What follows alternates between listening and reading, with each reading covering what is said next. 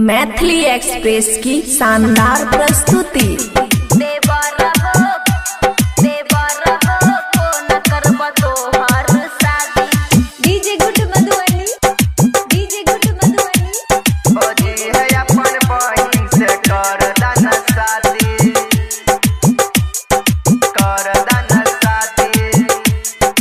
खुशी recording studio बलुआहा।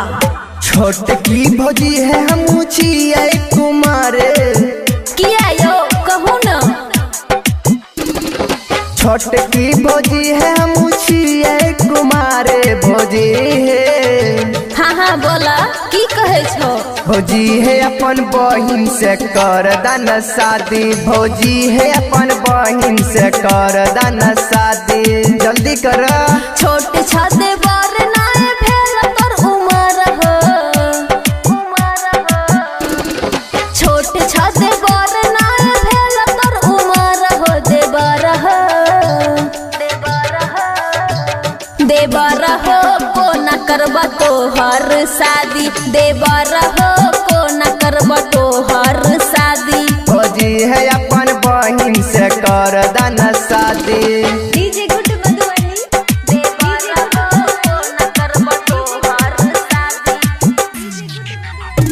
खुशी recording studio बलुआहा।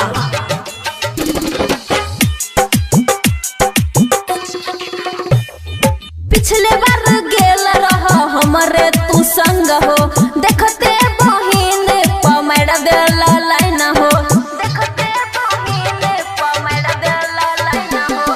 तोरे हमें संग गैलरिया भौजी गाँव है, देखते बहिन के कर लिया पसंद है। प्यार तू कर कह दे बजे धोखा। देवर हो देवर हो को न करब तोहर शादी, देवर हो को न करब तोहर शादी। भौजी है अपन बहिन से कर दान शादी।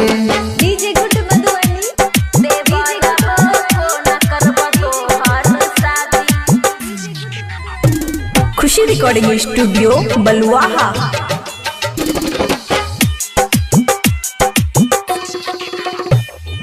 किया कर छह हमरा इतना तू तंग हो, शादी कराबै के देब की गिफ्ट हो, शादी कराबै के देब की गिफ्ट हो। सही कहे छिया भौजी कर विश्वास है, तोहरे बहिन पर छै हमरो आस है।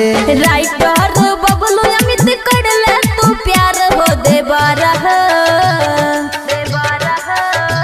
देवर हो कर देब तोहर शादी, देवर हो कर देब तोहर शादी।